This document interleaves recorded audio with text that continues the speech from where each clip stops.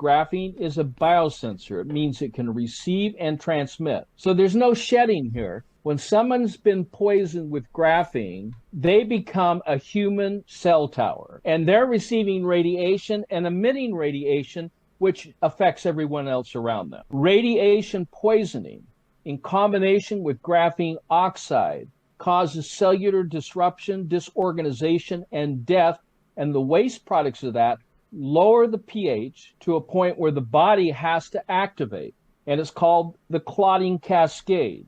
And the clotting cascade that's taking place is to try to prevent internal bleeding from the damage of this declining pH caused by the radiation and amplified by the graphene oxide. So simply, when we understand that the flu is not a disease and it's not viral centered, the flu is a symptom of detoxification, of increasing body temperature to remove acidic waste products in order to maintain the alkaline design of the human body field, the biofield. If it doesn't, then you die. And this is what's happening to people. Their cells are breaking down because they've been impregnated with graphene oxide through inoculation, through graphene oxide is now being put in the air, in the food, in the water. I mean, and now, of course, make it even things worse, is injected.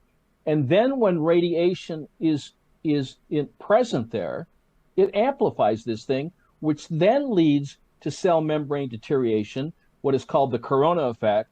And then a higher valence of that is called the spike protein effect. So red blood cells should be swimming in their own fluid. That's called vascular fluid. And the red blood cells should be even in color, even in shape, even in size. You see how nice these red blood cells look? Yes. Now look what happens when they're exposed to graphene oxide and radiation. This is a reduced graphene oxide cluster.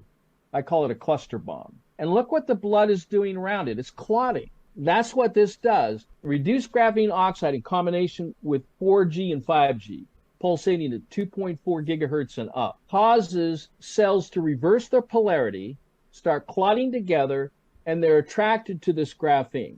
So they form clots. Now, if you know a little bit about the pulmonary system, red blood cells have to go in single file to get to the lungs to drop off their waste products, lactic acid, carbon dioxide, whatever it is. And they have to go in single file. They can't go in to drop off and pick up oxygen if they're all clotted together. This is what causes oxygen deprivation. These are red blood cells. See these red blood cells? Yes. Now look at them. It's like they're like giant red blood cells that have crystallized by the fact they've been crystallized with chemical and radiation poisoning.